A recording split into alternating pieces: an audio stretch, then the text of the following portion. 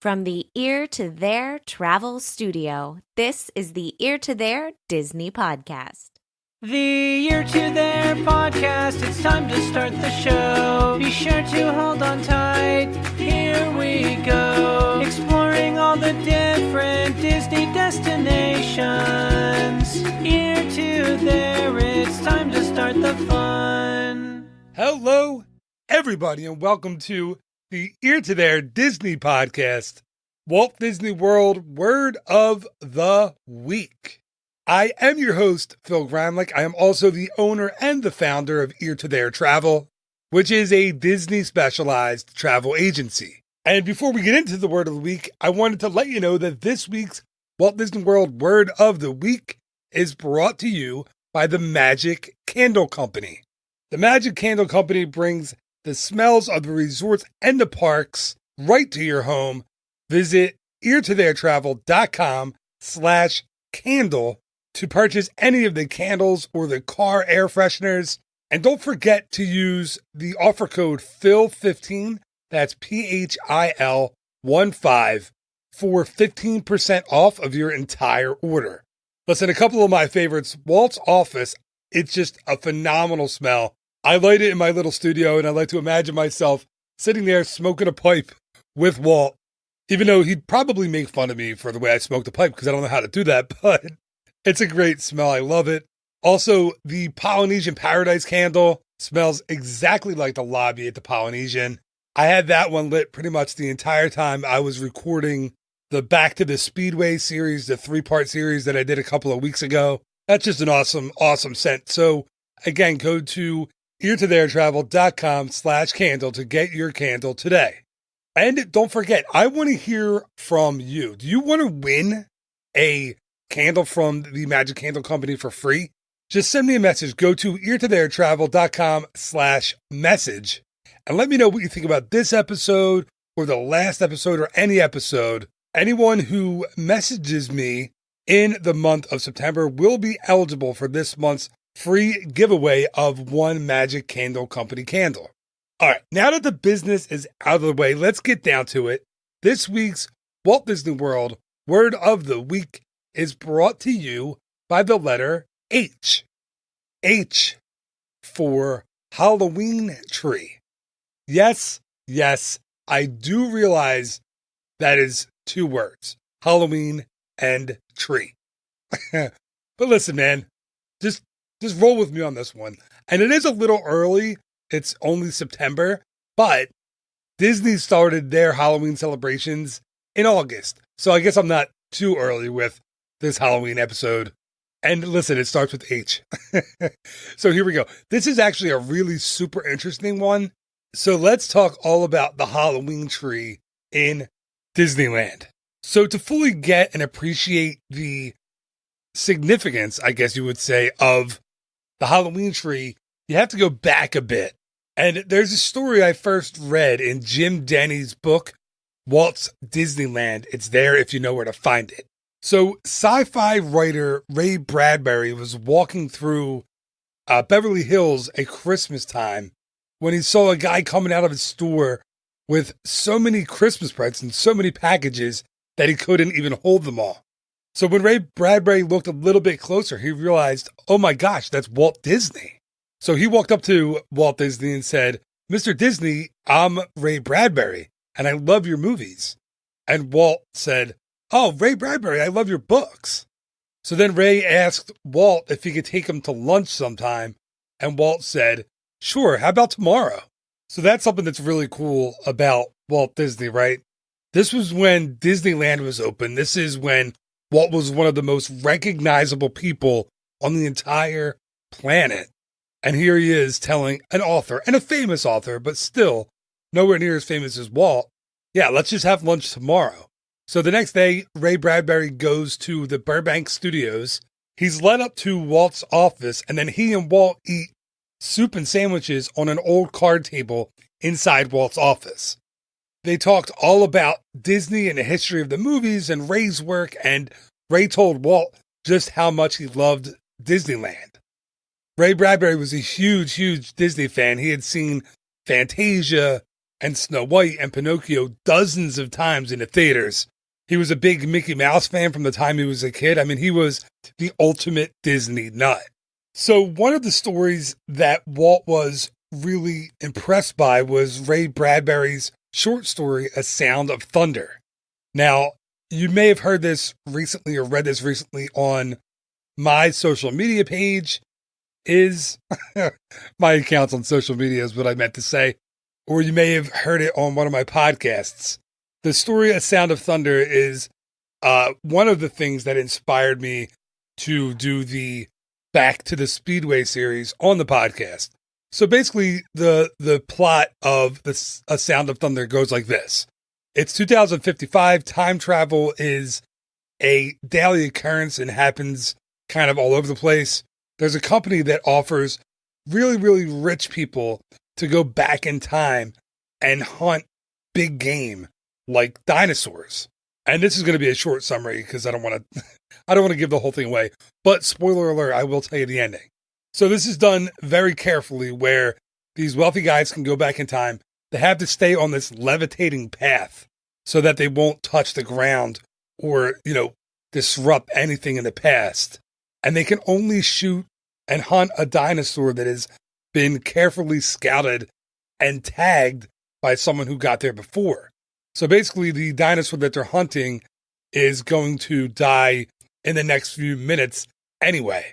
So it won't alter anything about the history or the space-time continuum or the future or anything. So the dinosaur that they are going to hunt is the Tyrannosaurus Rex. Of course it is, right? It has to be. So the guide sets them up. They're on a levitating path. The Tyrannosaurus Rex, who's going to die anyway, comes really close to them. The one guy freaks out, jumps off the levitating path into the forest. They shoot the dinosaur anyway. The tree that was supposed to kill him if the hunters weren't there falls on the Tyrannosaurus Rex after it's dead. Then they do everything else right. But they remove the bullets from the dinosaurs to leave no evidence from, that they were there. But the problem is the hunter had jumped off the levitating path into the forest. So they clean up the scene. They get back to 2055, and there are subtle changes all over the place. Some of the English words are spelled and kind of said differently than it would be in their old 2055. The winner of the recent election in that year is the other party, the other candidate that was actually running. So the guide looks at the hunter who went off the path's shoe and notices mud on his shoe, as well as a dead, crushed butterfly. So that dead, crushed butterfly led to one slight change, which led to another slight change throughout history up until 2055. And now the Earth and the world that they knew was different. So the hunter begs with the guide, take me back, let me fix what I messed up. But you can't go back. You can only go back to that time once so that there could be no paradoxes. And the guide walks away from the hunter when he hears one final gunshot, which was, of course, a sound of thunder. Yes, it's a little bit of a depressing end to that short story, but it was one of the inspirations behind my podcast series, and it was a favorite of Walt Disney's. So, to make a long story short, he and Ray Bradbury became good friends, and after Walt passed away, the Disney company asked Ray to come and help with some Disney projects that they had been working on. They primarily had Ray Bradbury work on the narration and the script for Spaceship Earth. And Ray said he wanted to include a lot of the ideas and the conversations into the script that he had had with Walt Disney over the years of their friendship. Ray also went on to write the screenplays for 2 Disney films, Something Wicked This Way Comes, which was released in 1983, and The Wonderful Ice Cream Suit, which was released in 1999. Now, in 1972, and I know I apologize for jumping all over the place here, kind of like time traveling, I'm just saying. In 1972, he wrote the novel The Halloween Tree.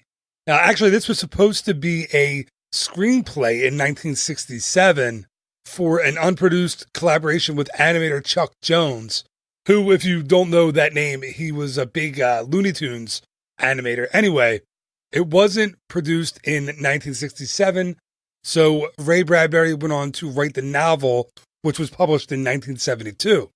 The Halloween Tree is about a group of 8 boys who set out to go trick-or-treating on Halloween, only to discover that a 9th friend, Pipkin, has been whisked away on a journey that can determine whether he lives or dies. Basically, the boys will look for Pipkin all over time and space. They go to ancient Egypt, ancient Greece, ancient Rome. They go through and experience Celtic Druidism. They visit the cathedral at Notre Dame in Paris, and they experience the Day of the Dead in Mexico. Along the way, they learn the origins of the holiday that they celebrate, Halloween, and they learn all about how the role that the fear of death, ghosts, and the haunts has played in shaping civilization as we know it. The Halloween tree itself, with its many branches laden with jack-o'-lanterns, serves as a metaphor for the historical confluence of these traditions. Yes, that's a long, taken straight from Wikipedia explanation of the book, The Halloween Tree. Okay, so fast forward to 2007, and Disney and the Imagineers wanted to honor Ray Bradbury for his contributions to the Disney company. So there was a big, tall oak tree in Frontierland in Disneyland that they decided would become the Halloween tree. So the night before the ceremony, Tony Baxter and Kim Irvine and other Imagineers sat out in front of the Golden Horseshoe in Disneyland's Frontierland with a whole bunch of pumpkin ornaments and magic markers. And they drew faces and made jack-o'-lanterns, hand drew them, by the way, on all of those pumpkins. They then hung all of those pumpkins up on that oak tree outside the Golden Horseshoe with some shimmering orange lights and a plaque that sits at the base of the tree that says, "On the night of Halloween 2007, this stately oak officially became the Halloween tree, realizing famed author Ray Bradbury's dream of having his symbol for the holiday become a part of Disneyland." So every year since 2007, that tree has been decorated with the jack-o'-lanterns and with the lights as the official Halloween tree in Disneyland. Ray Bradbury even came to the dedication on the first night in 2007 and then returned to the Halloween tree several times before he passed away in 2012. So now not only can you see the Halloween tree in Disneyland each and every year, but replicas of the Halloween tree can be seen on all 4 Disney Cruise Line ships during the Halloween season. So the next time you're in Disneyland the Halloween season starts in August, or you're on one of the Disney cruise ships during the Halloween season, check out the Halloween tree. But be careful not to step on any living things like butterflies, just in case there's a time traveler nearby.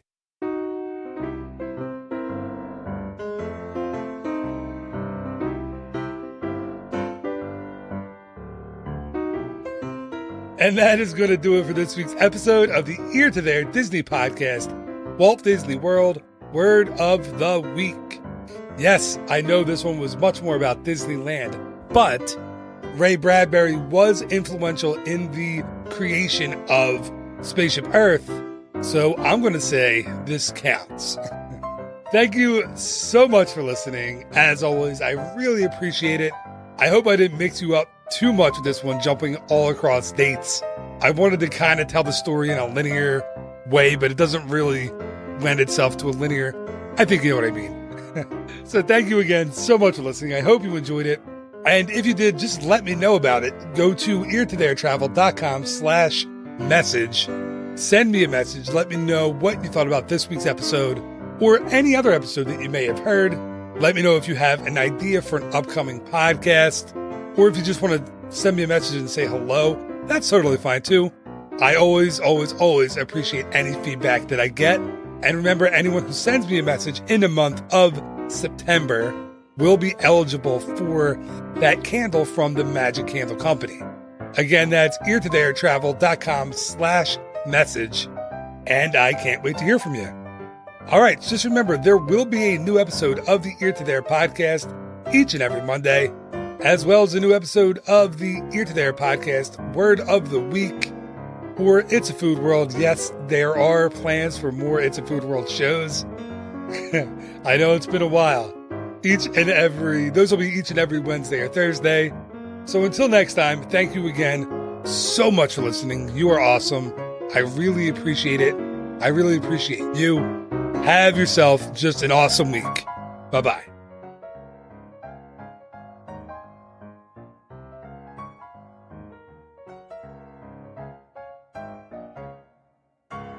Ear to there.